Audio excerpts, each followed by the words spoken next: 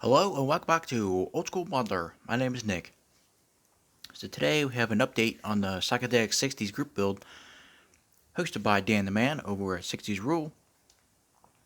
I can't believe this is part 10 already. This project has taken a lot longer than expected. Kind of. But I got some things done. Got an update on that situation. So we'll first start off with I got these painted like brake rotors. These are the fronts. I got the carburetor painted and the master cylinder painted. I got the core support painted.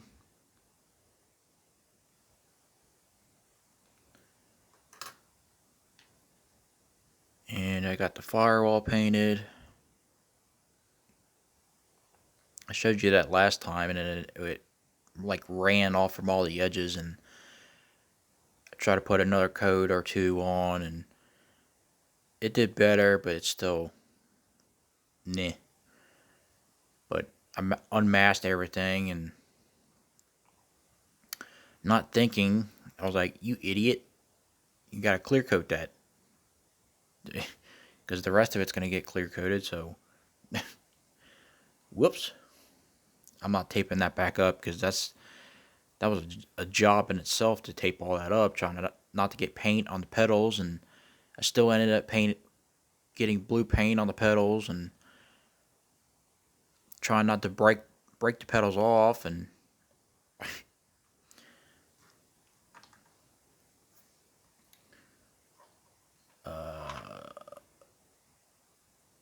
wood grain to the dash. Finally got the kind of the proper color these cars would have been if you got the wood grain. And then I got Molotov chrome around the gauges and all the switches. Not perfect, but it's the best I can do with it.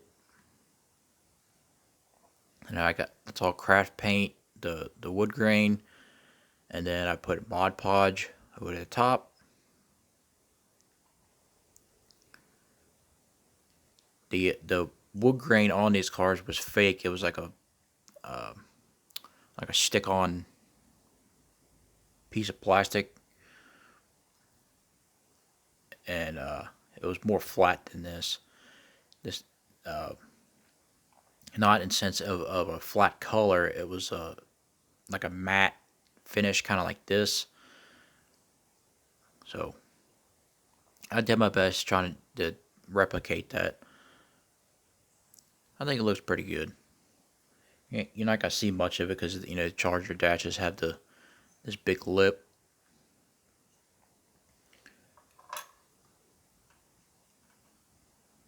And we have the center console, which I'm pretty proud of this.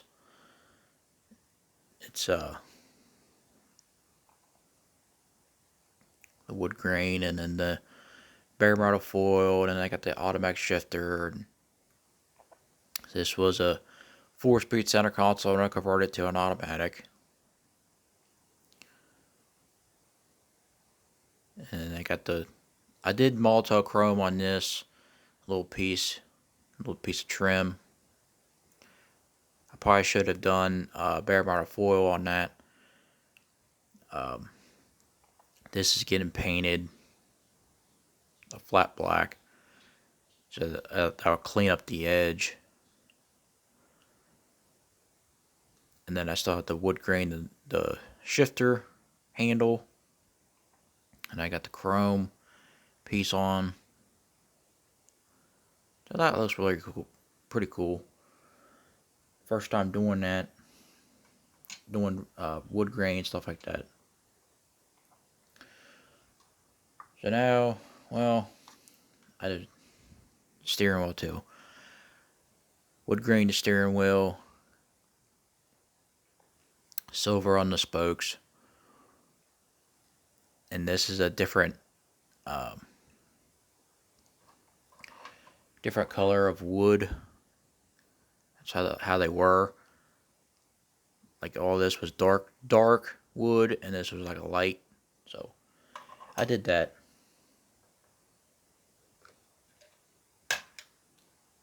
And I painted up the distributor.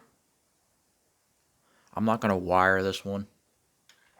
It's just going to be basic box stock.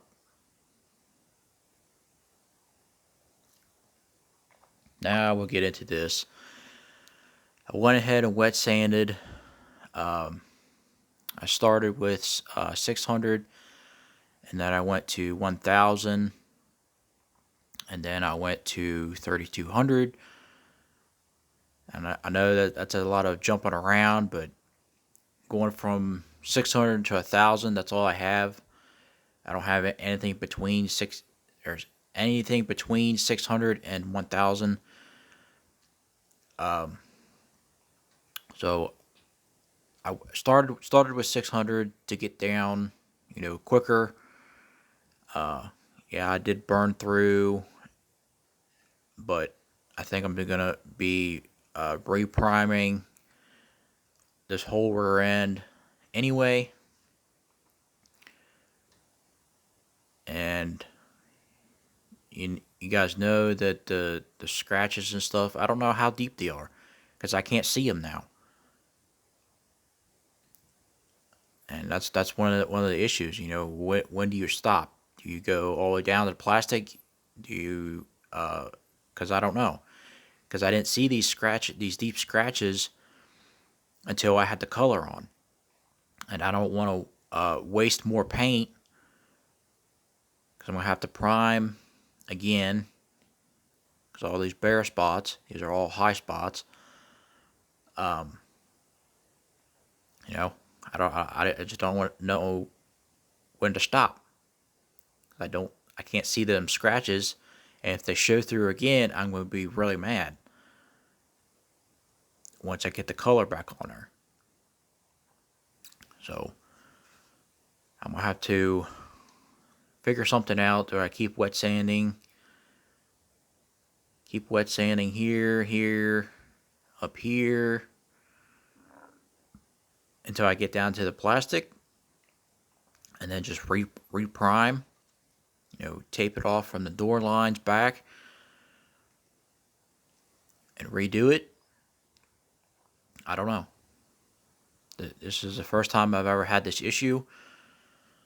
Like I said, I'm not stripping it because that's a whole waste of Tamiya paint, and from the doors forward, it's perfectly fine. And it takes forever to strip lacquer. I don't have.